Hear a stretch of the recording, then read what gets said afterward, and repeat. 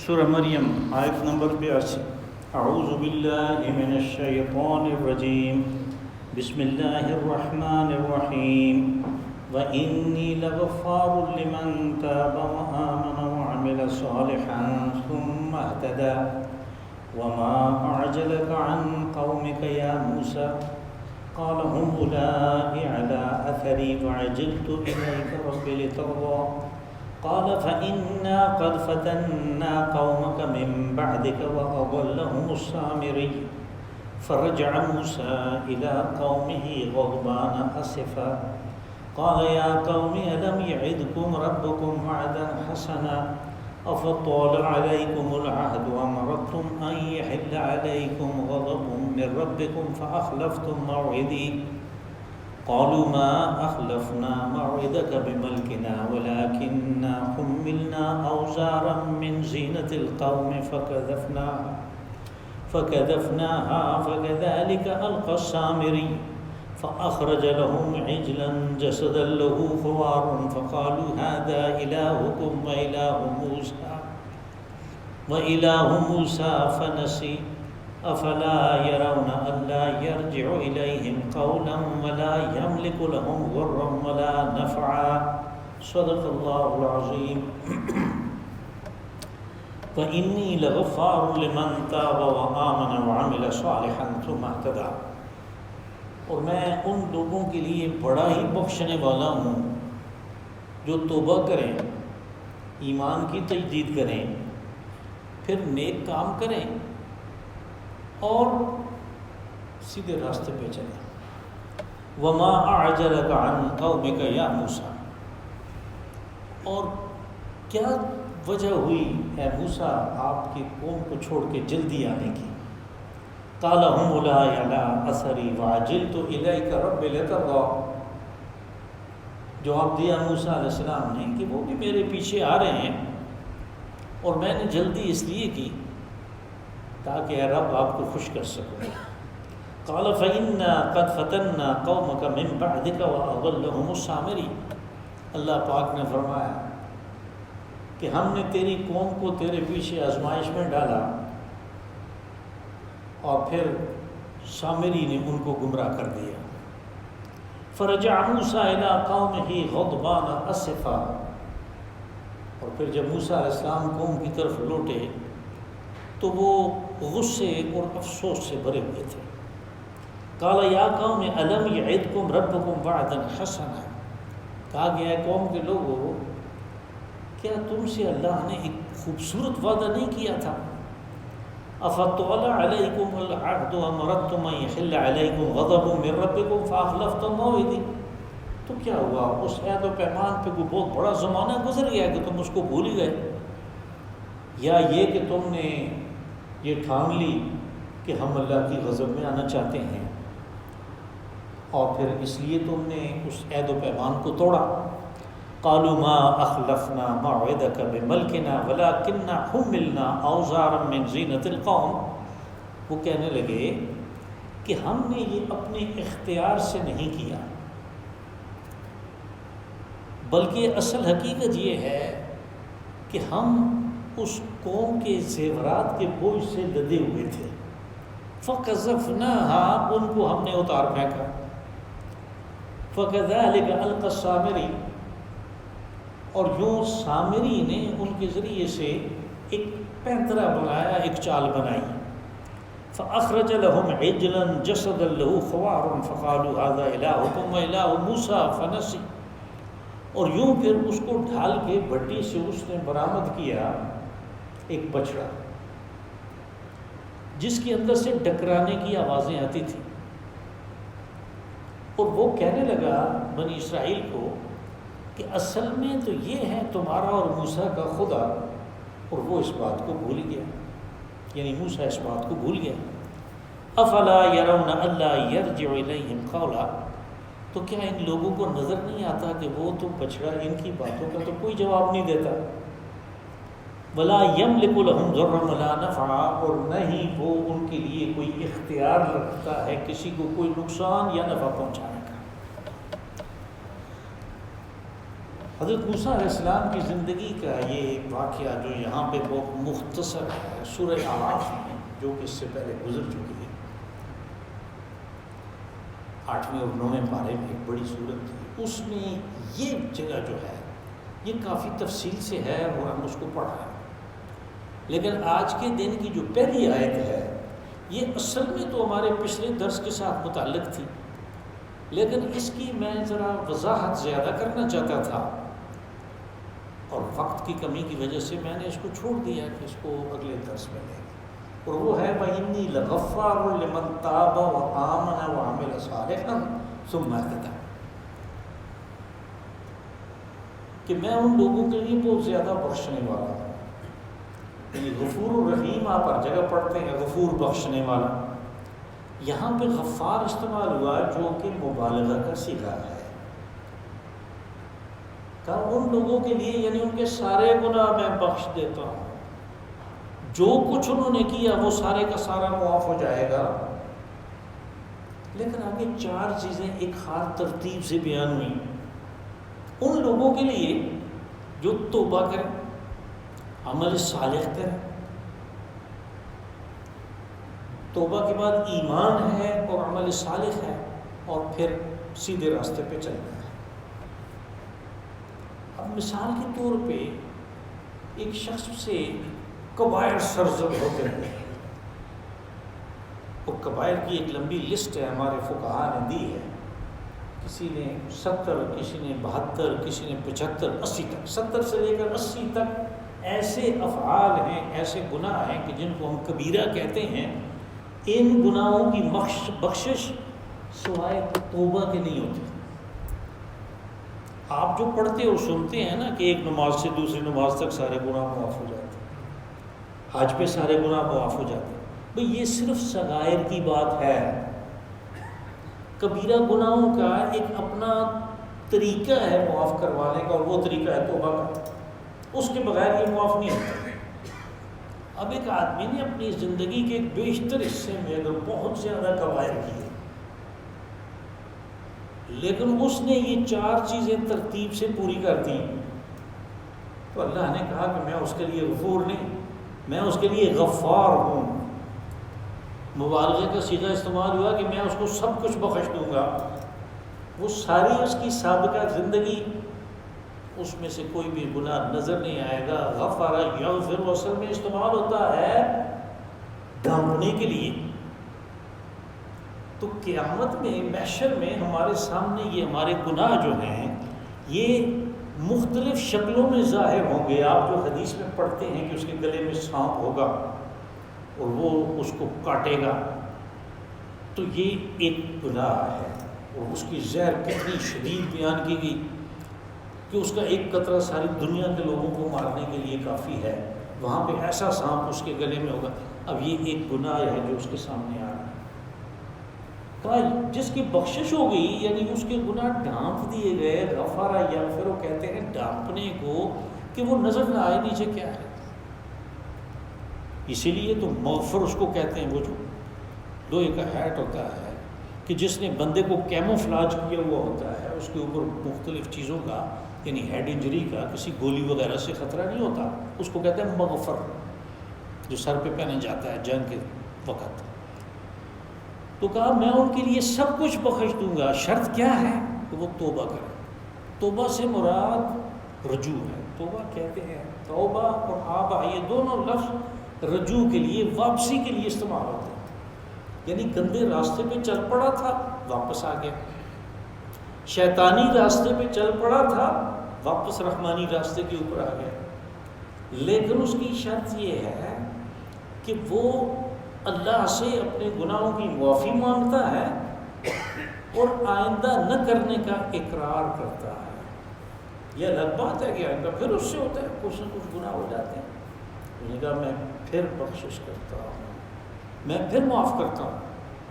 بلکہ وہ سرمد نے ایک بڑی خوبصورت ربائی لکھی ہے، فارسی کا ایک شاعر تھا سرمد، تو اس کے آخر میں یہ بات ہے، یہ مصرع ہے کہ 100 بار شکستی بازا، کہ تو نے اپنی توبہ کو 100 بار توڑا پھر واپس آ، اللہ تو معاف کرتا ہے۔ توبہ کی اس نے دوسری چیز ہے آمن. اب یہ توبہ تو بظاہر یعنی ایسی بات ہے کہ توبہ تو وہ کرے گا جس کا ایمان ہے. جس کا ایمان ہی نہیں ہے، جو مسلمان ہی نہیں ہے، جس کو پتہ ہی نہیں ہے کچھ. لیکن بات یہ ہے کہ جب آدمی گناہ کبیرہ سرزد ہوتا ہے اسے، تو اس کا ایمان اس کے اندر سے نکل جاتا ہے. یہ الگ بات ہے کہ وہ زیادہ دور نہیں جاتا. سمجھنے کے لیے عرض کر رہا ہوں، اگر وہ توبہ کرے گا تو وہ واپس آ جاتا ہے. چنانچہ رسول اللہ صلی اللہ علیہ وسلم نے فرمایا کہ لا یزنی الزانی حین یزنی وهو مؤمن، کہ کوئی زناکار زنا نہیں کرتا مگر یہ کہ اس میں ایمان نہیں ہوتا، ایمان کے ساتھ نہیں کرتا وہ. ولا یسرق السارق حین یسرق وهو مؤمن، اور نہیں کوئی چور چوری کرتا ہے اس حالت میں کہ اس کے اندر ایمان. یعنی معلوم ہوا کہ یہ جو کبائر ہیں ان کی وجہ سے ایمان بندے سے دور ہو جاتا ہے. اب وہ توبہ کے ساتھ ایمان کی تجدید کرتا ہے. یہاں اس سے مراد اس کی تجدید ہے، اس لیے ترجمے میں نے تجدید کا لفظ استعمال کیا. آمن، توبہ کی اور اس نے ایمان کی تجدید کی. وعمل صالحا، اب یہ جو عمل صالح ہے یہ اس کی ظاہری صورت ہے. اس نے توبہ بھی کر دی، ایمان کی تجدید بھی کر دی، یہ دونوں اندر کی چیزیں ہیں. اس کا ظہور نہیں ہو رہا، یعنی اس کے ظہور کے لیے اس دنیا میں کیسے پتہ چلے کہ اس نے توبہ بھی کر دی ہے اور ایمان کی تجدید بھی کر دی ہے. اس کا عمل جو ہے وہ تبدیل ہو جائے گا، اس کا عمل صالح ہو جائے گا، اچھا عمل ہو جائے گا، نیک عمل ہو جائے گا. آگے ثم اہتدی، یعنی پہلی تینوں چیزیں جو ہیں ان کے اندر کوئی واو نہیں ہے. توبہ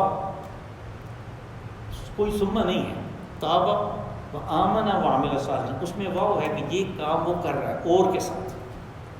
یہ ثم جو ہے یہ اس بات کو ظاہر کرتا ہے کہ یہ تین چیزوں ہونے کے بعد جب کچھ وقت گزرتا ہے تو پتہ چلتا ہے یہ تو سیدھے راستے پہ چل پڑا، یہ تو ہدایت کے راستے پہ چل پڑا.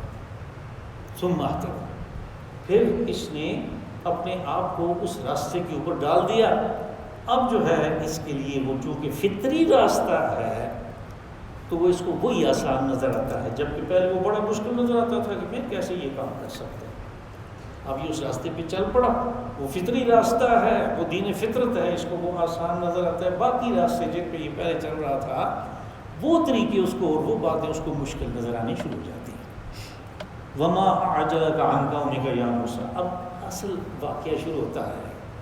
اور واقعہ کی ابتدا یعنی تعارف اس کا یہ ہے کہ حضرت موسیٰ علیہ السلام سے یعنی بنی اسرائیل سے اللہ نے وعدہ کیا کہ موسیٰ کے ذریعے سے میں تمہیں توراۃ دوں گا. اللہ کی کتاب ایک اتنی بڑی نعمت ہے، اس کی شریعت اتنی بڑی نعمت ہے کہ جس کی ہم جتنی بھی صفات بیان کریں وہ کم ہے. اس کو اگر میں واضح کروں تو یہ ہوگا کہ انسان کو جس طرح اپنے اس مٹی کے وجود کو برقرار رکھنے کے لیے ہوا کی، پانی کی اور غذا کی ضرورت ہے، پھر اپنی نسل کو بڑھانے کے لیے اس کو جوڑے کی ضرورت ہے، اور پھر بڑھاپے کے سہارے کے لیے اس کو اولاد چاہیے. یہ ساری اس کی دنیا کی ضروریات ہیں، ان میں سے کوئی چیز بھی موت کے بعد کام آنے والی نہیں. لیکن یہ انسان صرف مٹی کا انسان نہیں ہے، بلکہ اس کے اندر ایک یعنی اللہ نے جو کہا کہ میں نے آدم میں اپنی روح پھونکی، ونفخت فیہ من روحی، وہی جس کو یعنی انگریز فلاسفر اس کو کہتے ہیں ڈیوائن سپارک. وہ اس کے اندر وہ ڈیوائن سپارک بھی ہے جس کو قرآن پاک روح کہتا ہے. اس روح کے لیے بھی تو کچھ غذائیت کی ضرورت ہے، اس کو تر و تازہ رکھنے کے لیے، اس کی بڑھوتری کے لیے تو زیادہ چاہیے. اس لیے کہ اس پہ موت نہیں ہے، موت صرف اس وجود پہ ہے، اس پہ موت کوئی نہیں. وہ جو علامہ اقبال نے کہا نا، تو اسے پیمانہ امروز و فردا سے نہ ناپ، ہر دم رواں پہ ہم جواں ہے زندگی، جاویدہ ہر دم رواں پہ ہم جواں ہے زندگی. اس میں پیمانہ امروز و فردہ جو ہے، امروز و فردہ فارسی میں کہتے ہیں آج اور کل کو، یعنی دنوں کو کے حساب سے میں اتنے سالوں کا ہو گیا ہوں، اتنے سالوں. اس نے کہا کہ یہ اس کی نہیں ہے، تو اسے پیمانہ امروز و فردہ سے بنا، جاوداں ہر دم پہ ہم جمع ہے زندگی، اس نے تو رہنا. اس کا مطلب یہ ہے کہ اس کے لیے تو غذائیت کی زیادہ ضرورت ہے، اس کی توانائی برقرار رکھنے کے لیے، اس کی بڑھوتری کے لیے، اس کی جوانی کے لیے بہت زیادہ ضرورت ہے. تو وہ ضرورت ہدایت کی ہے، ہدایت اللہ کی کتاب میں ہوتی ہے. اس لیے حکم ہوا کہ جب تم پانی کا گلاس پیو تو کہو الحمدللہ، یعنی شکر ہے اللہ تعالیٰ، اس لیے کہ یہ ہمارے وجود کو برقرار رکھنے کا دوسرا لازمی ذریعہ ہے. پہلی ہوا ہوگی. تو جب شریعت ملی جو اس چیز کو برقرار رکھنے کے لیے، اس کی زندگی کے لیے کہ جس کی کوئی انتہا نہیں ہے، تو پھر کیا کریں گے؟ تو اس کا شکر ادا کریں. اس لیے ان کو کہا کہ میں تمہیں تورات دوں گا، یعنی شریعت دوں گا، اور یہ پہلی شریعت ہے اس دنیا میں، کامل شریعت اس وقت کے لحاظ سے جو کسی قوم کو عطا دی گئی. اس سے پہلے تمدن اور معاشرت نے، سویلائزیشن نے اور سوکس نے اتنی ترقی نہیں کی تھی کہ ان کو کوئی کامل قانون دیا جاتا. کوئی ایک دو باتیں ہوتی تھیں بس ان پہ ان کے سارا دار و مدار تھا. تو یہ پہلی کامل شریعت ہے، یہ ان کو دی گئی. تو ان کے لیے یہ تھا کہ تم آؤ، یعنی یہ صحرائے سینا میں ہے، تو ان کو کہا کہ تم آؤ طور سینا کی طرف، اسی جگہ جہاں پہ حضرت موسیٰ علیہ السلام کو نبوت سے سرفراز کیا گیا، وہاں پہ آؤ تمہیں دوں گا. تو جب تھوڑا آگے گئے، کچھ وقفہ تھا، تو حضرت موسیٰ علیہ السلام کا جو شوق ہے، یعنی اس لیے کہ ان کے ساتھ تو اللہ پاک نے بات کی، وکلم اللہ موسیٰ تکلیما، جبکہ اور کسی کے ساتھ یہ نہیں ہوا. تو اس شوق میں حضرت موسیٰ علیہ السلام ان سے تھوڑا آگے نکل گئے، آگے نکل گئے، پہلے نکل گئے. یہ وہ شوق تھا، اس لیے کہ شاید یعنی خیال یہ گزرتا ہے کہ حضرت موسیٰ علیہ السلام نے وہاں پہ جو سوال کیا، ہو سکتا ہے یہ سوال ان کے دل میں کافی پہلے سے، چند دن پہلے سے آ گیا ہو کہ اب جب ملاقات ہوگی تو میں گزارش کروں گا کہ مجھے اپنا دیدار کرائیں. اب یہ شوق جو ہے یہ ان کو جلدی لے گیا اور آگے لے گیا. شوق کی بات ہے نا، اس نے کہا نا کہ قصہ دار رسن بازی طفلانہ دل، التجائے ارنی سرخی افسانہ دل. تو یہ شوق جو ہے یہ حضرت موسیٰ علیہ السلام کو لے گیا. جب وہ آگے گئے تو اللہ نے پوچھا وما اعجلک عن قومک یا موسیٰ، کہ تم جلدی آ گئے، یہ جلدی آنے کی وجہ کیا ہو؟ جو لفظ عن ہے اس کے ساتھ جو فعل ہونا چاہیے وہ یہاں پہ موجود نہیں ہے، اس لیے کہ عاجلہ جو فعل ہے جلدی کرنے کا، تو نے جلدی کی، آگے عن آیا، عن کے ساتھ فعل ہی نہیں ہے، اور عن اس کے ساتھ تو ملتا ہی نہیں ہے. تو وہ عن اصل میں یہ بیان کر رہا ہے، قوم کا لفظ بھی آ گیا کہ قوم کو پیچھے چھوڑ کے تم آگے آ گئے، یہ کیا وجہ ہوئی، تمہیں جلدی آنے کی وجہ کیا ہوئی؟ اس فکرے کی جو ساخت ہے اس طرح ہم اردو میں استعمال نہیں کرتے. ہاں البتہ کبھی کبھی انگریزی میں اس کے ساتھ کے جو فکرے ہیں اس ساتھ کے فکرے آتے ہیں کہ جب ہم کہتے ہیں وٹ میکس یو لاف، یہ بالکل وہی چیز ہے. وما اعجلک عن قومک یا موسیٰ، کہ قوم کو پیچھے چھوڑ کے تم کیوں آگے آگے، جلدی تم نے کیوں کی؟ انہوں نے بیان کیا، جواب دیا. قال هم اولئک علی اثری، کہا کہ وہ قوم کے لوگ بھی تو میرے پیچھے آ رہے ہیں. اثر کہتے ہیں نقش قدم کو، ہم کہتے ہیں نا کہ یہ ایک قرآن کی آیت ہوتی ہے، ایک حدیث ہوتی ہے، ایک آثار صحابہ ہوتا ہے. کہ قرآن و حدیث سے صحابہ نے کیا مطلب لیا اور اس کو اپنی زندگی میں نافذ کیا، اس کو آثار صحابہ کہتے ہیں. یہ وہی اثر یعنی ان کا نقش قدم کیا تھا، اس کو ہم مطالعہ کر کے اپنے آپ کو اس طرف لانے کی کوشش کرتے ہیں. اور پھر جلدی کا بھی جواب دیا، وَعَجِلْتُ إِلَيْكَ رَبِّ لِتَرْضَىٰ، کہ میں تو آپ کی خوشنودی کے لیے جلدی کر کے آپ کی طرف آ رہا ہوں. خوشنودی اللہ کی حاصل کرنے کے لیے میں نے جلدی کی ان کو پیچھے چھوڑ دیا. قَالَ فَإِنَّا قَدْ فَتَنَّا قَوْمَكَ مِنْ بَعْدِكَ وَأَضَلَّهُمُ السَّامِرِيُّ. اللہ پاک نے فرمایا کہ جب تو ان کو چھوڑ آیا تو تیرے بعد ہم نے ان کو ایک آزمائش میں ڈالا، اور اس آزمائش میں وہ کیسے کامیاب ہوتے ہیں کہ تیری تعلیمات کو بھول کے وہ سامری کے پیچھے پڑ گئے، اور یوں سامری نے ان کو گمراہ کر دیا. اللہم السامری. یہ سامری کون ہے؟ اس کے بارے میں سوائے قرآن پاک کے، اور یہاں پہ بھی آگے 2-3 دفعہ پھر نام آتا ہے، اس کے علاوہ تورات میں اس کا نام نہیں ہے.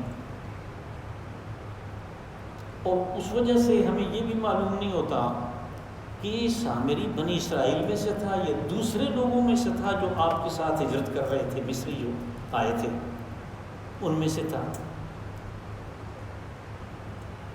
بہت کچھ کتابوں میں لکھا گیا، لیکن اصل حقیقت یہ ہے کہ حدیث رسول صلی اللہ علیہ وسلم میں بھی اس شخص کی جو شخصیت ہے اس کی زیادہ وضاحت نہیں ہے. البتہ آگے کی باتوں سے صرف یہ پتہ چلتا ہے کہ یہ اسی طرح کا شعبدہ باز تھا کہ جیسے شعبدہ بازی اس زمانے میں کوئی عام رہی ہوگی، اور وہ جادوگروں نے بھی حضرت موسیٰ علیہ السلام کے سامنے اپنے شعبدے دکھانے کی کوشش کی، جو ان کی عصا نے تباہ کر دیا، سارا نکل گیا وہ ان کے شعبدے کو. اور جو لفظ ان کی اس چال کے لیے پینترے کے لیے استعمال ہوا، وہی لفظ سامری نے بھی آگے استعمال کیا کہ میں نے یہ کیا. تو سامری نے ان کو جو گمراہ کیا اس کا قصہ آگے آ رہا ہے کہ وہ کیا گمراہی تھی. فرجع موسیٰ الی قومہ غضبان اسفا. اب یہ کہ وہاں پہ موسیٰ علیہ السلام یہ بات سنتے ہی واپس نہیں آ گئے، بلکہ ان کے ساتھ اللہ کا وعدہ تھا کہ 30 دن تم رہو گے، ہم تمہیں کتاب دیں گے. لیکن اس جلدی کی وجہ سے حکم ہوا کہ اب 10 دن اور زیادہ رہو، اور یہ 40 دن آپ نے روزے رکھے وہاں پہ. تو پھر جب وہ واپس آئے، چونکہ آپ کو اطلاع تو اللہ کی طرف سے مل گئی تھی کہ وہ گمراہ ہو گئے ہیں، تو حضرت موسیٰ علیہ السلام تو بہت صاحب جلال رسول تھے، تو آپ غصے سے بھرے ہوئے تھے. غضبان اسفا. تو غضبان اسی طرح کا مبالغہ کا صیغہ ہے جیسے ہم کہتے ہیں رحمان. رحیم ہم کہتے ہیں نا اللہ کے پاک، اللہ پاک بڑا رحم کرنے والا، لیکن ایک ہے رحمان، وہ بے انتہا رحم کرنے والا. اس کو رحم کرنے کے لیے کسی علت کی، کسی وجہ کی ضرورت نہیں ہے، وہ بغیر وجہ کی بھی رحم کرتا ہے الرحمن. اور اسی طرح اسی وزن پہ اور بھی لفظی استعمال، یہ غضبان بالکل اسی نسب پہ ہے، اور اس کا مفہوم ہے غصے سے بھرے. غضب ہم استعمال بھی کرتے ہیں اردو میں. اسف افسوس سے ہے کہ ساتھ ہی ان کو افسوس بھی تھا، غصہ اس بات کا کہ اب کوئی 2-4 دن یا 2-4 سال تو نہیں، ان بنی اسرائیل کے تو حضرت موسیٰ علیہ السلام کے ساتھ 60 سال سے اوپر ہو گئے، اور وہ 60 سال سے ان کو منظم کر رہے ہیں. اللہ کا حکم تھا کہ ان اخرج قومک من الظلمات الی النور وذکرہم بایام اللہ، کہ جاؤ موسیٰ اپنی قوم کو منظم کرو اور یوں ان کو اندھیروں سے نکال کے روشنی میں لے آؤ. یہ اندھیرے شرک کے تھے، یہ اندھیرے بدعات کے تھے، یہ اندھیرے برے اعمال کے تھے، ان سے نکال کے ان کو توحید پہ لے آؤ. تو وہ حضرت موسیٰ علیہ السلام 60-70 سال سے یہ کام کر رہے ہیں، اور چند دن صرف غائب ہوئے تو پیچھے سے انہوں نے شرک شروع کر دیا. اور وہ شرک یعنی بالکل وہ ہر وقت اس کو، جس کو کہتے ہیں نا کنارے پہ، فلکرم پہ اٹکے ہوئے ہوتے تھے. آپ نے وہ واقعہ بھی پڑھ لیا اس سے پہلے کہ جب پانی سے اس پار ہوئے تو آگے قوم دیکھی انہوں نے کہ جو مشرکان اپنے بتوں کے آگے جو سجدے کر رہے تھے، فوراً موسیٰ علیہ السلام سے کہنے لگے یا موسیٰ اجعل لنا الہا کما لہم آلہہ، ہمارے لیے بھی ایسا ایک معبود بنا دے جیسے ان کے۔ اب موسیٰ علیہ السلام کس قسم کی باتیں کرتے ہیں، کیا اثر ہوا ان کے اوپر میری تعلیمات کا؟ اس چیز کی وجہ سے وہ غصے میں، اور حضرت ہارون علیہ السلام کو اپنی طرف سے وہ بنا کے گئے تھے کہ ذرا ان کا خیال رکھنا، اس کا افسوس کہ یہ کاری کچھ نہیں سکا بھائی میرا۔ یہ دو چیزیں، غضب اور افسوس۔ قال یا قوم الم یعدکم ربکم وعدا حسنا، حضرت موسیٰ علیہ السلام نے کہا کہ قوم کے لوگوں، کیا تمہارے ساتھ تمہارے رب نے ایک بہت خوبصورت وعدہ نہیں کیا تھا؟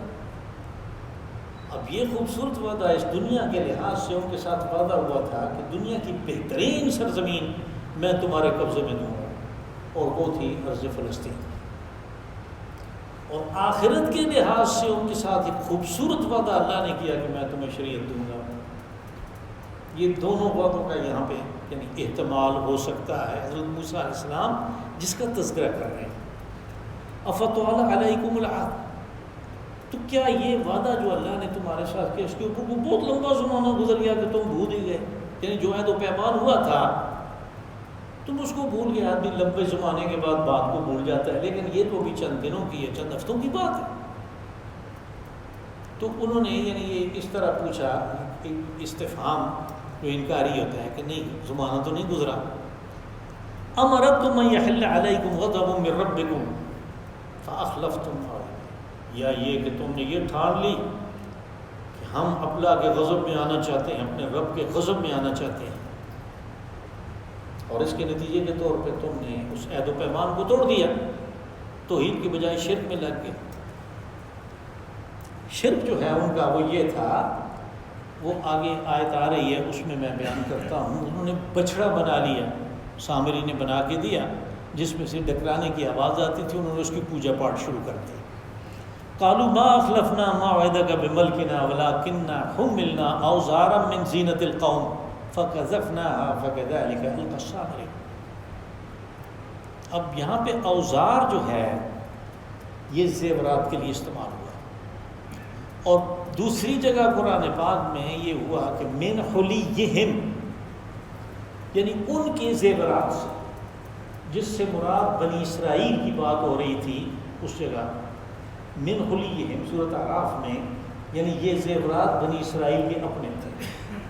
یہ میں اس لیے کہہ رہا ہوں کہ مختلف کتابوں میں یہ بات ملتی ہے، اور یہ اصل میں اسرائیلی روایت ہے کہ وہ زیورات انہوں نے ہجرت کی رات سے پہلے مصری عورتوں سے ادھار لے لیے تھے، مستعار لے لیے تھے کہ ہماری کل عید ہے، ہم یہ پہنیں گے اور آپ کو واپس کر دیں گے۔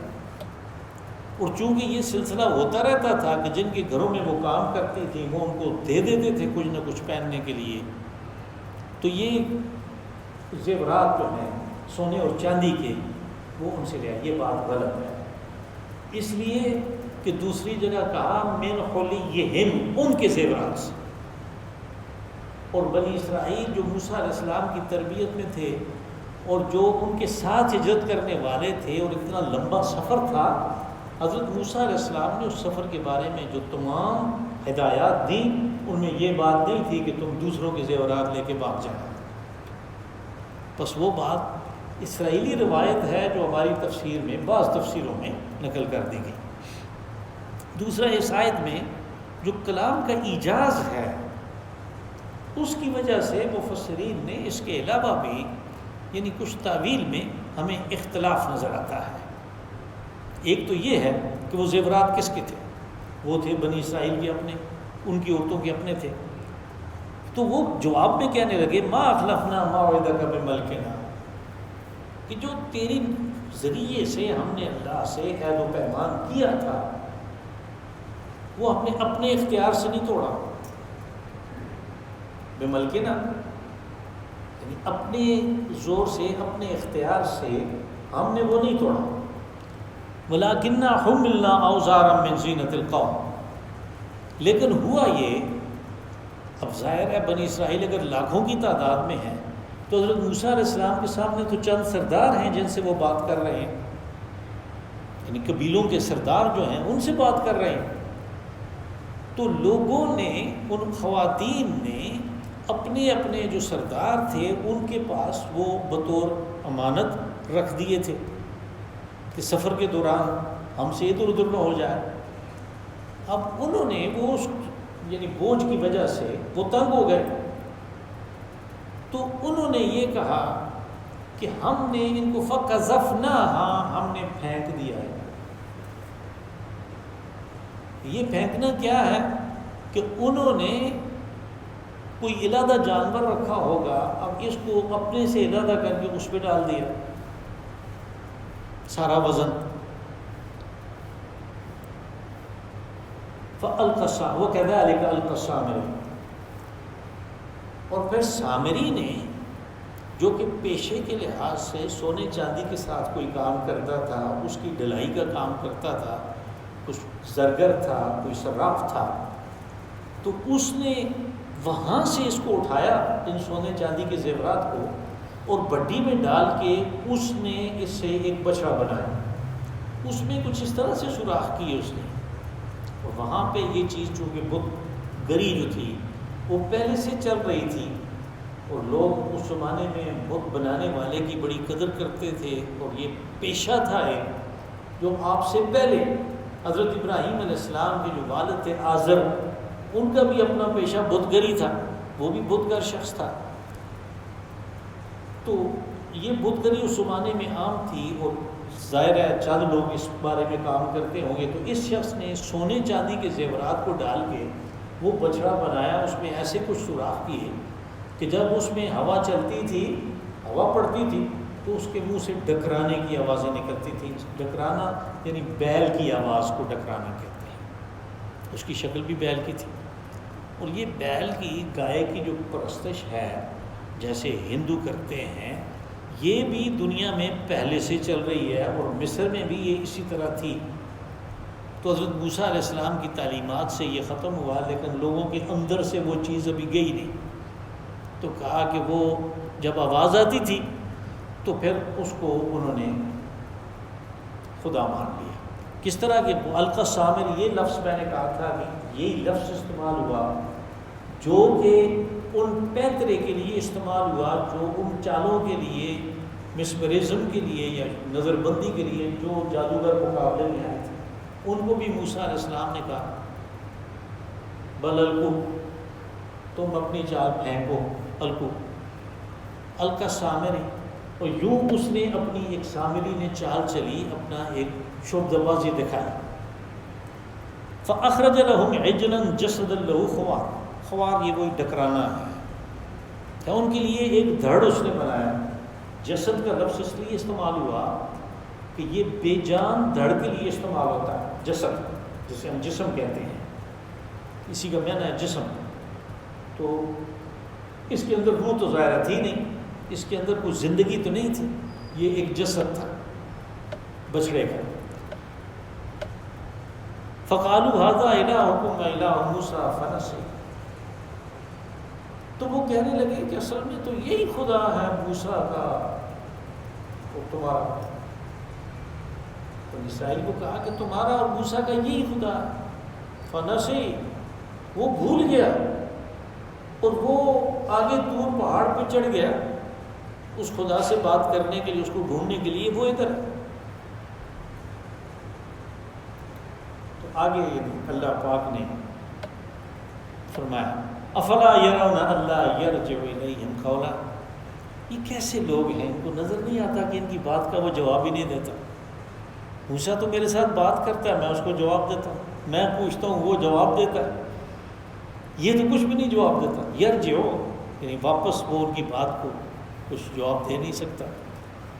ولا یملک لہم ضرا ولا نفعا، اور نہ ہی اس کے پاس، اس بچڑے کے پاس کوئی اختیار ہے کسی کو کوئی نقصان یا نفع پہنچانے کا۔